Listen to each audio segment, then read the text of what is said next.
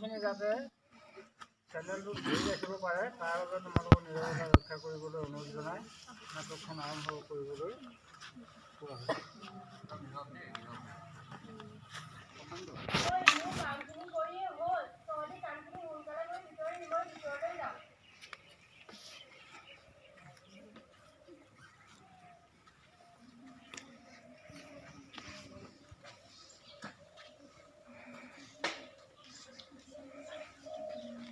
তোমালোকে কামখিনি সোনকালে কৰা। বমহৰদেউ আহিবৰ সময় হৈছে নহয়। ভিতৰৰ কামখিনি কৰাগৈ আকৌ খোৱা যোগাৰ কৰিব লাগে নহয়।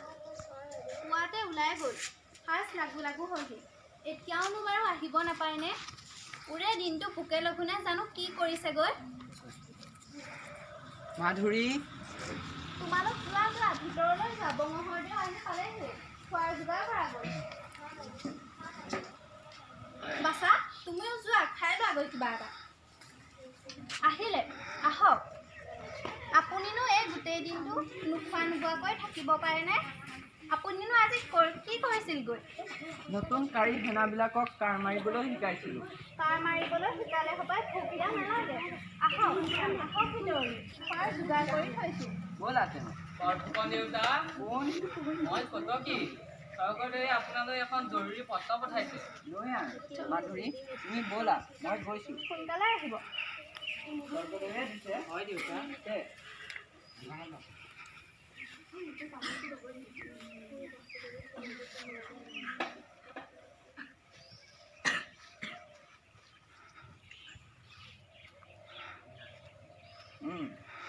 বাৰু, তই যা। ভাল দেউতা।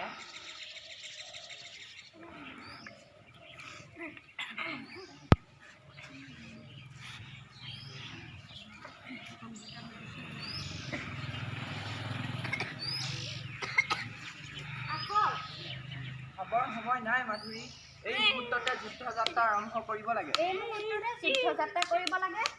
এই মুহূৰ্ততে চৈয়দ ছানা আৰু ফিৰোজ খাই অসংখ্য মোগল সৈন্য লৈ ৰাজধানী আক্ৰমণ কৰিবলৈ লৰি আহিছে। স্বৰ্গদেউৰ আদেশ, এক মুহূৰ্ত সময় নষ্ট নকৰি বায়ুবেগেৰে আমাৰ সৈন্য লৈ মাছ বাটতে মোগলক বাধা দিব লাগে। মই আৰু বেলেগ নকৰোঁ। মই যাওঁ মাধুৰী। তেনে তেনে তেনে যাওঁ।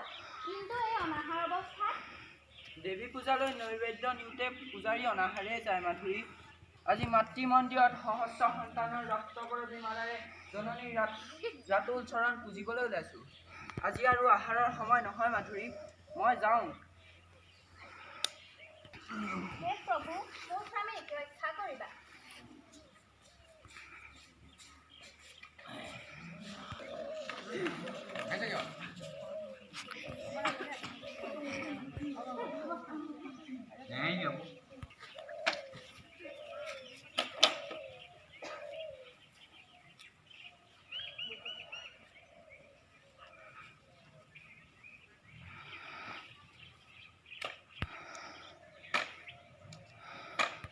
বনুৱাসকল, ভালকে কৰ কাম।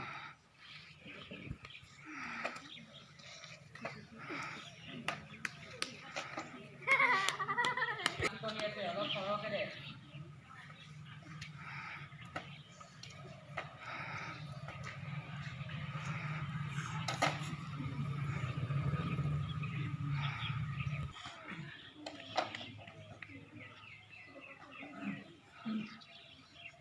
কাম কৰি ভাগৰ লাগিছে।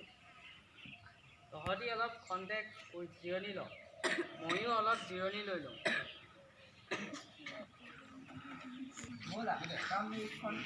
মামা, সকলো বনোৱা দেখোন শুই আছে। ঘৰৰ কাম সম্পূৰ্ণ হোৱাই নাই। ভাগৰ লাগিছে, খন্তেক বিশ্ৰাম কৰি লৈছে। কাইলৈ খোৱা যাব। কাইলৈ কি হ'ব দেখা যাব। অসম দখল কৰাৰ পাছত নিৰ্মাণ কৰ।